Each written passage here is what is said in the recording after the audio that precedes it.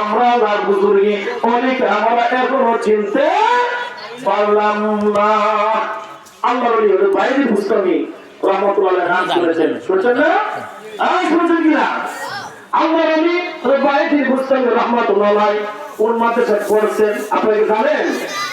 মাদ্রাসায় পড়েন নাই, মা বাবার দোয়া, মা বাবার দোয়া, মায়ের দোয়া, বাবার দোয়া, আমার আল্লাহ বাইরে বুঝতামি রহমতুল্লাহ আল্লাহ বলি আমার আল্লাহ এই জামা শ্রেষ্ঠ বুজুর্গি বলে বানাইছে। আল্লাহ হইতে গেলে আপনি মাদ্রাসাতে পড়া ডিগ্রি অর্জন করে আল্লাহ হইবেন।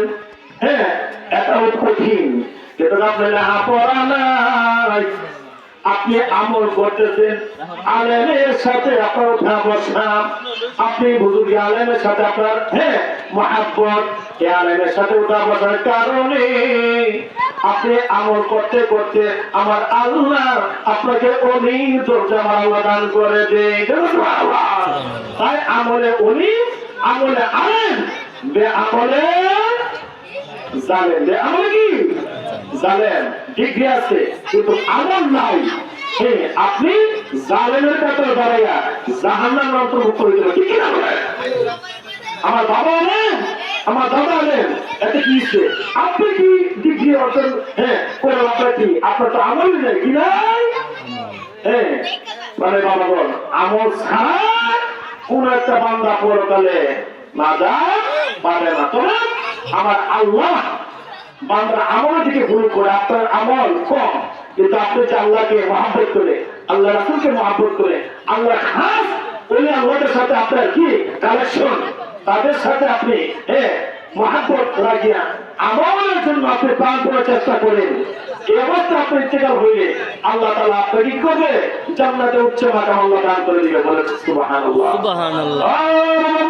আল্লাহর ওলি বাইজির মুসলিম রহমাতুল্লাহ আপনারা করতেছেন।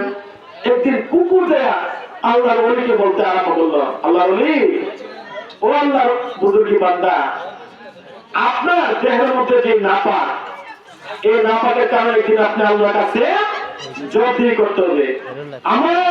আমি কুকুর, একটা হুদ্র পানি, আমার দেহের মধ্যে যে নাপাক, এই নাপাকের কারণে আমি আল্লাহর কাছে জবাবদিহি করতে পারি, ঠিক কিনা? বলেন কথা কি সুন্দর করছো না? আসলে আবার করেছি, আসলে আমাদের মানুষের দেহের মধ্যে যে নাপাক, নাপাক আমল নাই, অন্তরের মধ্যে মরিচিকা পড়েছে, এই অন্তরের মধ্যে জং ধরে গেছে, যার রাস্তায় মাঘের মধ্যে লোক সংখ্যা কম হয়, কিন্তু নামাজের মধ্যে মসজিদের লোক সংখ্যা কম হয়। কারণ কি? আমাদের কলমের মধ্যে কি রোগে ধরছে, ঠিক কিনা? তাই কুকুর একটা প্রাণী। আল্লাহ হযরত বাইরে মুসলিম রহমাতুল্লাহ সাথে সাক্ষাৎ বলতেছে, ও বুজুর্গি বান্দা, আল্লাহ আপনার দেহের মধ্যে যে নাপাক, এই নাপাকের কারণে একদিন আল্লাহর কাছে আপনি জবাবদিহি করতে হবে। এই নাপাকের কারণে আপনি জাহান্নামের মধ্যে যেতে হবে। আমার দেহের মধ্যে যে নাপাক, এই নাপাকের জন্য আমার আল্লাহ আমাকে জিজ্ঞাসা করবে না, আমাকে জাহান্নামে এই নাপাকের কারণে যেতে হবে না।